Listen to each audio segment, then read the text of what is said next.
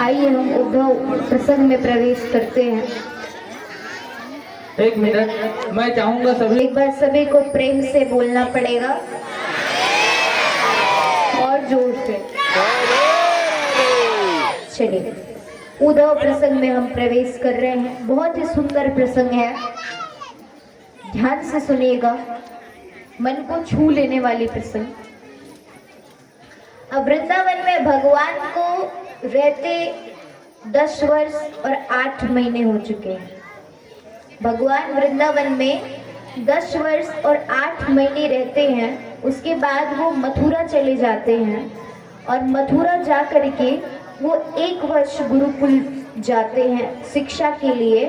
उसके बाद फिर वो आ करके मथुरा में ही रहने लगते हैं। मथुरा में रहने लगते हैं, लेकिन भगवान मथुरा में तो रहते हैं, लेकिन अभी भी उन्हें ठाकुर जी को वृंदावन की, यशोदा मैया की, नंद बाबा की बहुत याद आती है। गोपियों की, ग्वाल बालों की, उनके सखाओं की, सभी की बहुत याद आती है। तो जो गोपियां थे, यशोदा मैया, ये सब जो है आपस में दुख बांट लिया करती थी। लेकिन भगवान जो है वो किसी से अपना दुख नहीं बांट पाते थे।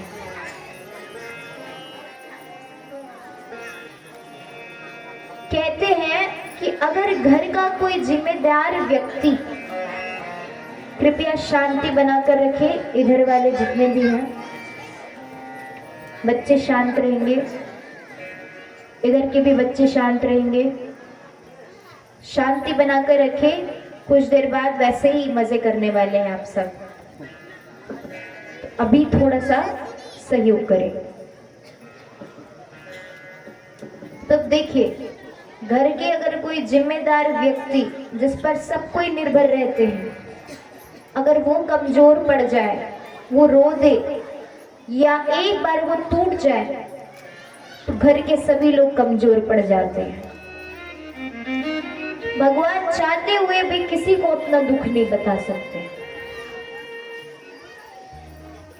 मथुरा में भगवान के पास उनके अतरंग सखा रहते थे। अतरंग सखा का मतलब क्या होता है? घनिष्ठ सखा, जिसको आज के समय में बेस्ट फ्रेंड बोला जाता है। उद्धव जी, तो उद्धव जी जो है भगवान का सब बात जानते थे। ऐसा कोई भी बात नहीं था जो उद्धव जी से छुपा हो। तो उद्धव जी दिखने में, रहन सहन, रूप रंग, गुण सब जो है ना उनका ठाकुर जी जैसा था। तो ठाकुर जी जैसे दिखते थे, रंग भी वैसा था, रूप भी वैसा था, गुण भी वैसे थे।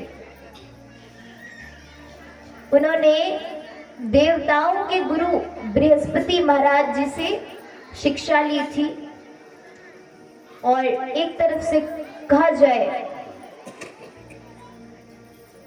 तो उद्धव को अपने ज्ञान का अभिमान था थोड़ा।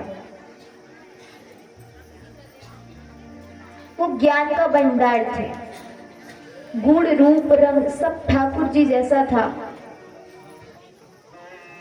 कई बार वो ठाकुर जी को रोते हुए देखते थे, कई बार।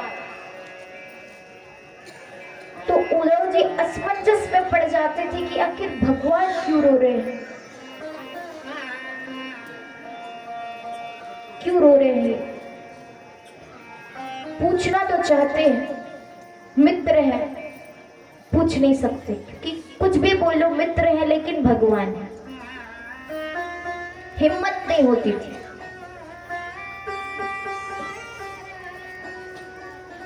तो असमंजस में इसलिए वो पड़ जाते थे क्योंकि उद्धव जी के पास ठाकुर जी जैसे सब गुण थे, लेकिन एक गुण नहीं था, एक चीज की कमी थी। वो क्या? उद्धव जी के लिए जीवन में सबसे ऊपर था मोक्ष, ज्ञान, मुक्ति, कल्याण।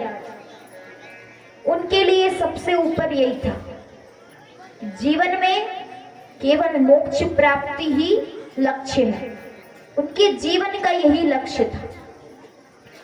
लेकिन भगवान जानते थे कि इन सब से भी ऊपर, मोक्ष से भी ऊपर, ज्ञान से भी ऊपर, कल्याण से भी ऊपर एक चीज है, वो है प्रेम।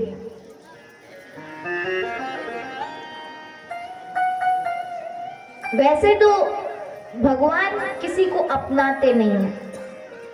भगवान जो है हम सभी को धन, दौलत, पथ, दिशा सब देकर छोड़ देते हैं, उसी में ही उलझा देते हैं। ऐसा रहता है कि हम भगवान के लिए समय नहीं निकाल पाए, वो हमें इतना देते हैं कि हम उसमें ही उलझ जाते हैं। जो व्यक्ति ये सब के रहते हुए भी भगवान के लिए समय निकाले तो फिर भगवान उसे ऐसा अपनाते हैं कि अपने जैसा बना देते हैं।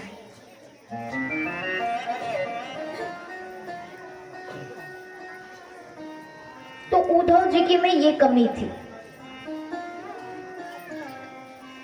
कि वो प्रेम तत्व को नहीं समझते थे। ठाकुर जी चाहते थे कि उद्धव जी की में सारे गुण हो, सारे गुण, जो एक कमी है उसको भी वो पूरा करना चाहते थे। वो समझे कि प्रेम से बड़ा इस संसार में कोई भी चीज नहीं है। देखिए, बोला जाता है कि हम सबसे अमीर तब हो जाएंगे जब हमारे पास ऐसी चीज होगी जो हम पैसों से नहीं खरीद सकते।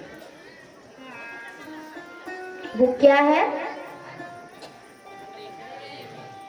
प्रेम।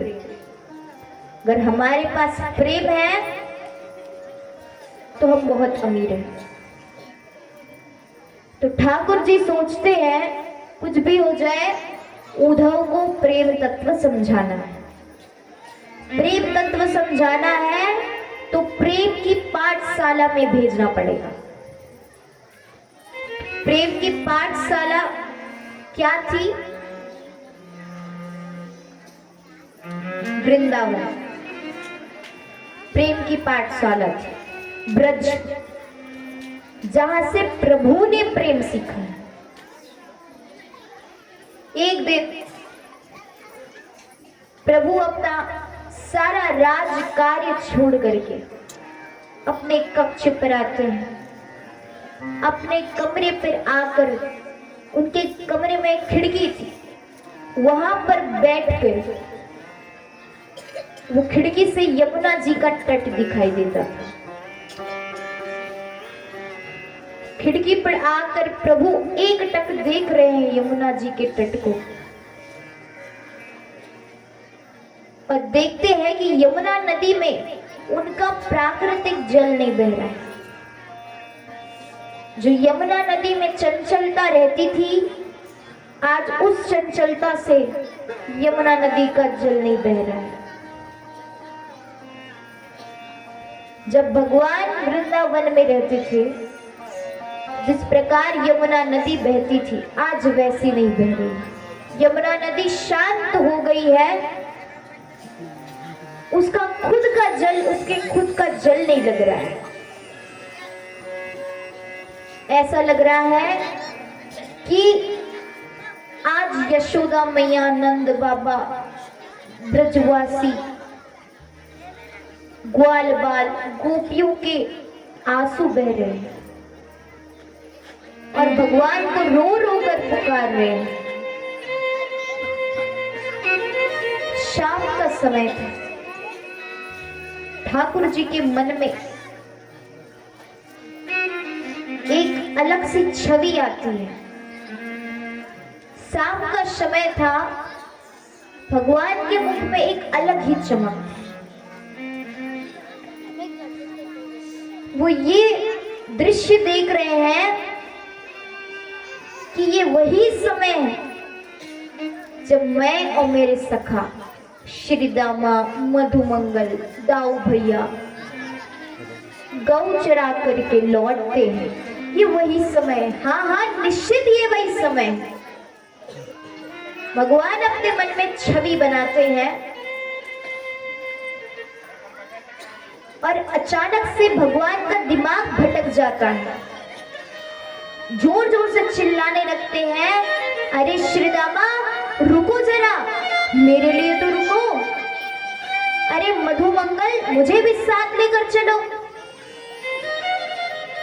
अरे दाऊ भैया, ये गाय इतनी धीरे क्यों चल रही है? बड़ी भूख लगी है, यशोदा मैया इंतजार कर रही होगी, जल्दी चलो जल्दी चलो। भगवान जोर जोर से चिल्लाने लगते हैं। उसी समय भगवान का दिमाग फिर से भटकता है, तब याद आता है कि वो कौन है। और याद कर करके फूट फूट कर भगवान रो रहे हैं। पीछे से उद्धव जी आते हैं और उद्धव जी आकर के उन्हें हृदय से लगाते हैं, प्रभु आप क्यों रो रहे हैं? आप रोएंगे तो कैसे बात बनेगी? भगवान कहते हैं, उद्धव मुझे यशोदा मैया की बहुत याद आ रही है, मुझे नंद बाबा की बहुत याद आ रही है, मुझे गोपियों की बहुत याद आ रही है। उद्धव मुझे वृंदावन लेकर चलो। भगवान रो रहे हैं।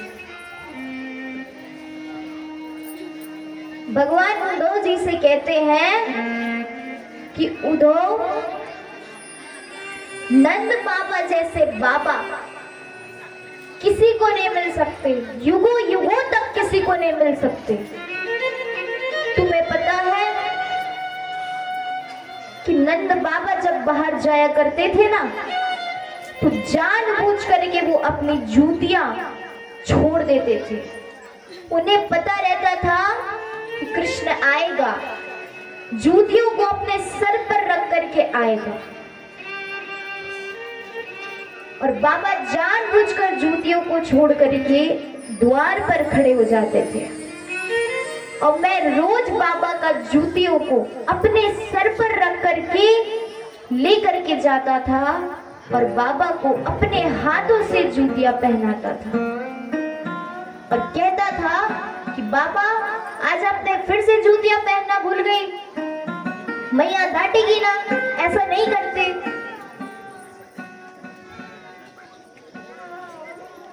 और फिर बाबा अपने गोद में उठा करके मुझे पूरे ब्रज घुमाते थे। उद्धव, मैं दावे से कह सकता हूं कि नंद बाबा अभी तक के, जब से मैं गया हूं वृंदावन से, तब से वो जूतियां नहीं पहने होंगे, दावे के साथ कह सकता हूं।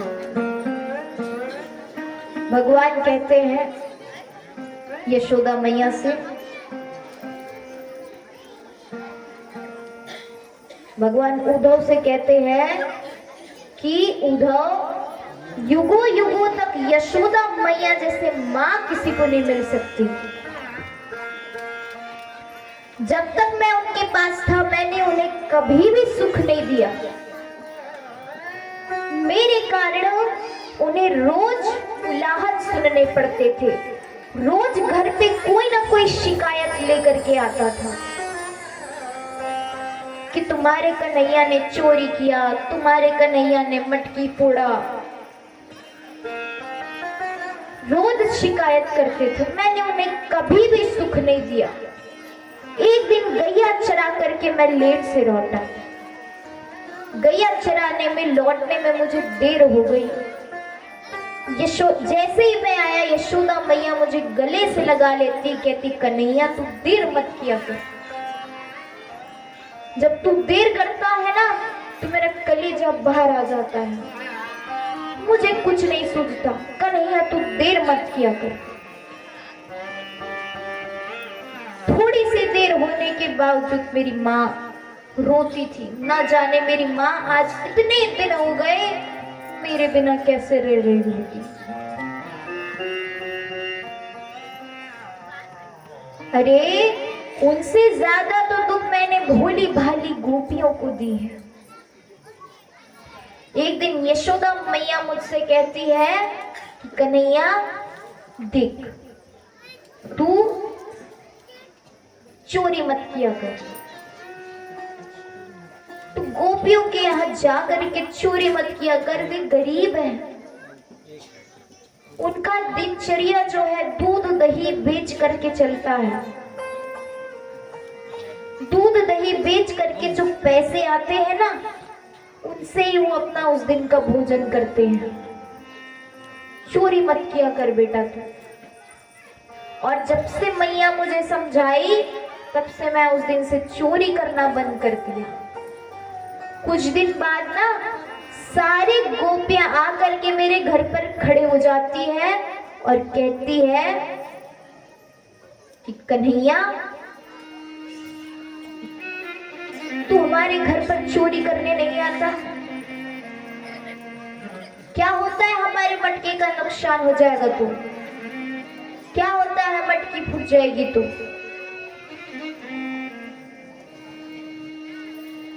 गोपिया कहती है यशोदा, कन्हैया क्या तेरा ही बेटा है?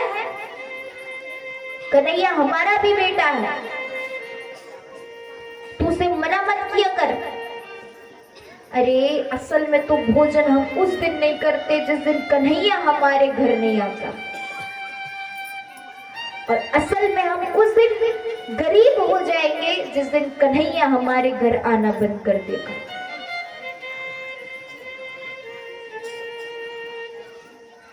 ना जाने वो गोपियां मेरे बिना कैसे रह रही होगी।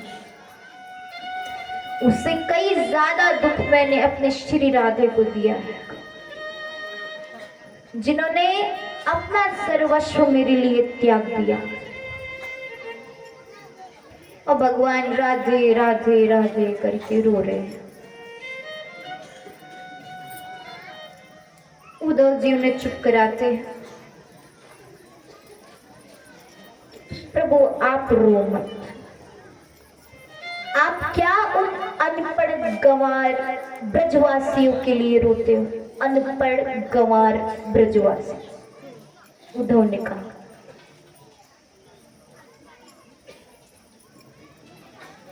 उन्हें आप जब थे तो आप ज्ञान से भी तो समझा सकते थे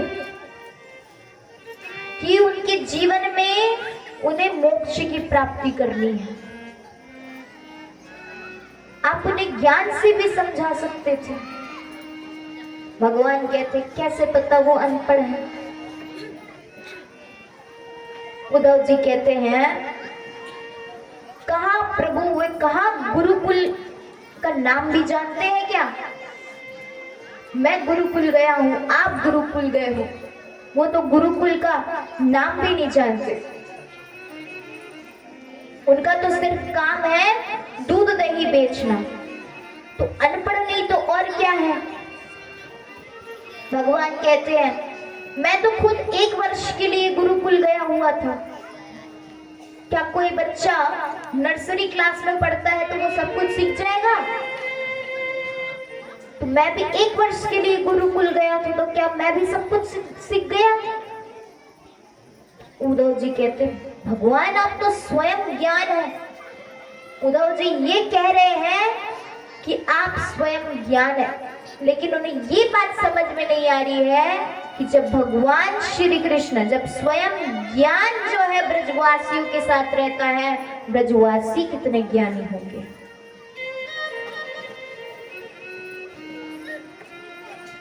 ठाकुर जी अपने मन में सोचते हैं ये सही समय है उद्धव को ब्रज भेजने का। उद्धव ने कहा कि प्रभु आप उन्हें ज्ञान से समझा सकते थे, मैं आपकी जगह रहता तो मैं वही करता। भगवान ने सोचा ये सही समय है। भगवान ने उद्धव से कहा जाओ तुम ब्रज जाओ, ब्रज जाकर के नंद बाबा, यशोदा मैया, गोपिया जितने भी है जाकर के उन्हें ज्ञान से समझो।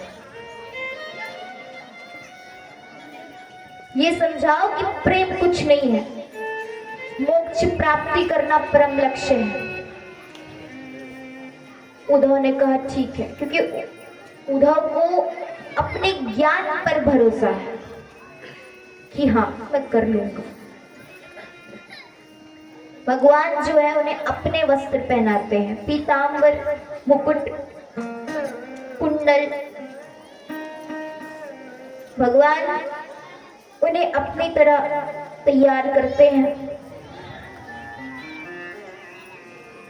उद्धव जी कहते हैं ये सब की क्या जरूरत थी। भगवान कहते हैं इसके अलावा कोई तुम्हें, बात तो क्या, तुम्हें कोई देखेगा तक नहीं, इसीलिए तुम ये पहन के जाओ। एक तरफ से लगेगा लोगों को कि हाँ चलो कृष्ण आया है, वो ये सोचेंगे, इसलिए तुम ये पहन के जाओ। मैं आ गया हूं ये सोचेंगे, एक बार जरूर नजर उठा करके देखेंगे। और फिर यहाँ पर भगवान जो है उद्धव जी को कौन कैसा दिखता है, सबके विरह वेदना बताते हैं, कैसे रहेंगे। उद्धव जी जो है ब्रज की ओर प्रस्थान करते हैं। सोचते सोचते जा रहे हैं, वो रास्ते में ही सोच लेते हैं कि मुझे किसको कैसे समझाना है। उन्हें भरोसा है अपने ज्ञान पर। शाम का समय था, उद्धव जी ब्रज पहुंचते हैं। उद्धव जी ब्रज पहुंचते हैं गोधूली बेला, जिसमें सब ब्रजवासी जो है गैया चरा करके लौट रहे थे। अब वहां पर ना ब्रज का रज उद्धव के सिर पर आकर के बैठ गया। तो वहां पर उद्धव जी के सामने में एक छवि दिखाई देता है। ये छवि कि ग्वाल बाल सब जो है गैया चरा कर लौट रहे हैं और उनके साथ भगवान कृष्ण भी हैं। भगवान जो है मधु मंगल के कंधे पर ऐसे हाथ रखे हुए हैं। छवि आई, अचानक से छवि जो है गायब हो जाती है, तुरंत अदृश्य हो जाती है। उद्धव जी को तो यहाँ पर कुछ समझ में नहीं आया। उद्धव जी आगे बढ़ते हैं। कुछ गोपियां जा रही थी सामने से। उद्धव जी पूछते हैं नंद बाबा का घर कहाँ है। गोपियां कहती है मथुरा से आए हो। उद्धव ने कहा हाँ, तुम्हें कैसे पता। गोपियों ने कहा कि केवल मथुरा वासी ही पूछते हैं कि नंद बाबा का घर कहाँ है, बाकी यहाँ सब जानते हैं कि कहाँ है। क्या लेने आए, सब तो लेकर के चले गए, क्या चाहिए और बोलो। जो हमारा सब कुछ था वो तो तुम लेकर चले गए। गोपिया कहती है ये जो तुम सामने जल देख रहे हो ना, इसके पीछे पीछे जाना। और ये कोई साधारण जल नहीं है, तुम इसके पीछे पीछे जाओगे ना तुम्हें नंद बाबा का घर मिल जाएगा। और ये कोई साधारण जल नहीं है। कौन सा जल है? जब से कन्हैया गया है तब से नंद बाबा और यशोदा मैया के अश्रु जल है जो बह रहे हैं। इसके पीछे पीछे चलो। जो हमारा सब कुछ था वो तो तुम लेकर चले गए हो। उद्धव जी जाते हैं, देखते हैं कि वृंदावन वृंदावन नहीं लग रहा है, शमशान लग रहा है। शाम जिस तरह पहले चंचलता रहती थी वो चंचलता है ही नहीं। उद्धव जी जो है नंद बाबा के घर में पहुंचते हैं, आवाज लगाते हैं नंद राय, ओ नंद राय जी बाहर निकलिए। पतला दुबला मनुष्य बाहर आता है। बताओ क्या काम है, किससे मिलने आए? उद्धव जी कहते हैं नंद बाबा से मिलना है। तो वो मनुष्य के पीछे से दुबले पतले व्यक्ति बाहर आते हैं, आंखें अंदर धसी हुई है। उद्धव जी चरण में गिर जाते हैं,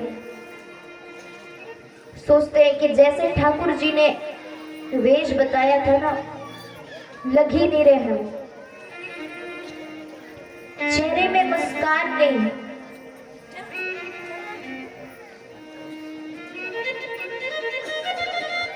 चेहरा मेल नहीं खा रहा है। बैठाते हैं उद्धव जी को अंदर। नंद बाबा पूछते हैं, सफर करके आए हो, भूख लगी होगी, खाना बाहर से लेकर आता हूं, खाना बाहर से लेकर आता हूं, ऐसा कहा। उद्धव जी को सामने ही चौका दिखता है, चौके में जाले पड़े हुए हैं। ऐसा लग रहा है जब से कृष्ण गया है तब से उस घर में भोजन नहीं बना है। नंद बाबा आते हैं, भोजन कराते हैं। उद्धव जी बैठते हैं, नंद बाबा जी भी बैठते हैं। अब वहां पर यशोदा मैया आती है। यशोदा मैया जैसे ही आती है, कुछ पल के लिए उनके चेहरे में, उनकी आंखों में एक अलग सी चमक आ जाती है। आकर के उद्धव को हृदय से लगा लेती है। अरे मेरा कन्हैया, तू आ गया। तुझे पता भी है कि मैं कितने दिनों से तेरा इंतजार कर रहा हूँ। तुझे पता है कि तेरी मैया तेरे बिना नहीं रह पाती, तो तू मुझे छोड़कर क्यों चला गया। यशोदा मैया की आंखों में अलग से चमक आ गई। छोड़ती है तो देखती है कि कृष्ण नहीं है। नंद बाबा बताते हैं कि यशोदा, ये कृष्ण नहीं, ये उसका मित्र है उद्धव, कृष्ण का संदेश लेकर के आया है।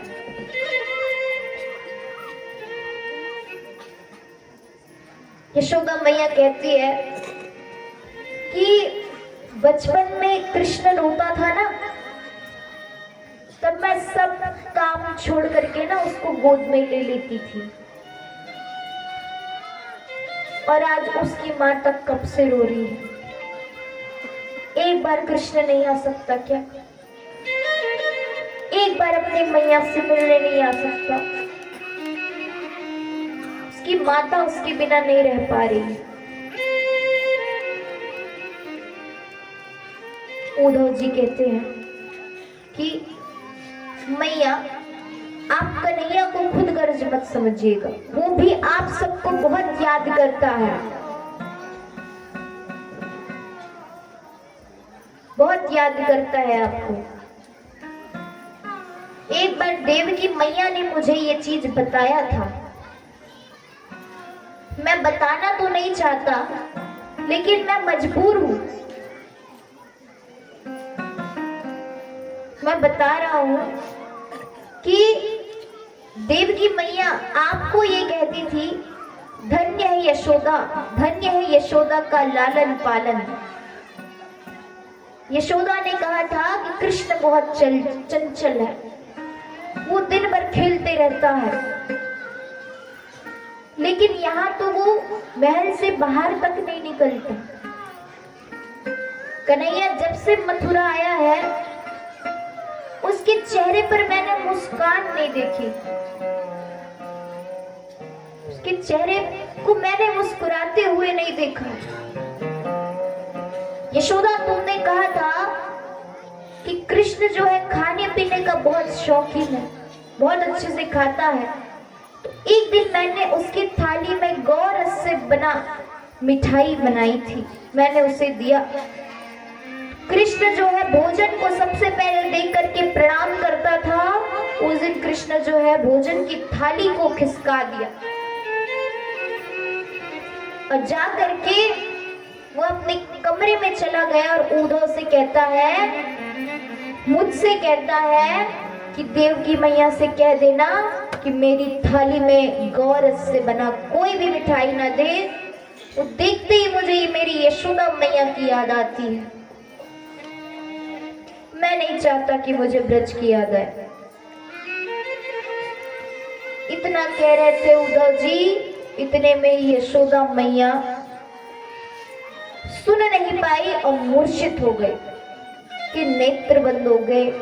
नंद बाबा उन्हें कमरे में ले जाते हैं और कमरे में ले जा करके छोड़ देते हैं। नंद बाबा उद्धव जी के पास आते हैं